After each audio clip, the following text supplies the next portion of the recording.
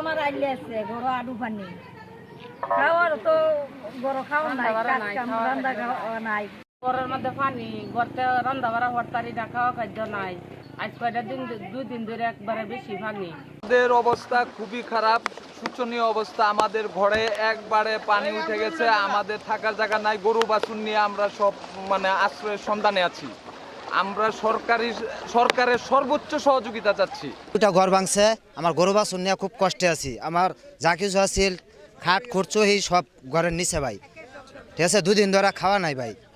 পানি আমাদের ওখানে ঘর পর্যন্ত পানি ওখানে একটু কমছে, কিন্তু খাবার পানি আমরা এই যে এইগুলো পানি খাইতেছি ভাই। কল টুল মোটর সব বন্ধ, কারেন্ট নাই। আমার ঘর ভেঙে গেছে, পানি উঠতে একটা শেষ হয়েছে, আবার কিছু নাই এখানে। হঠাৎ করে পানি বুঝছেন, সবার বাড়ি চলে গেছে, সবারই মোটামুটি ভাবে। আর যারা গরিব বসে আছে আর খাওয়ান সব কিছু সারা। আমরা পানি নিজে আছি, বর্তমানে পানিতে করতে পারতেছেন আর কি, এই অবস্থায় আছি আর কি। অনেক যে মানুষের বাড়ি করে আছি ফলান টলান।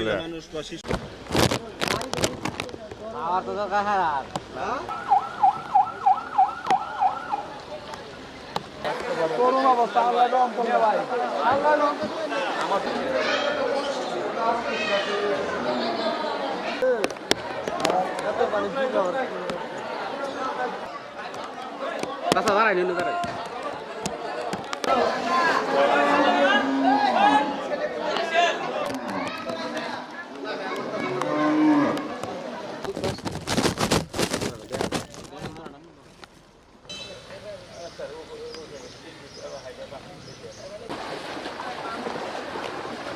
ভাই বাংলা বিষয়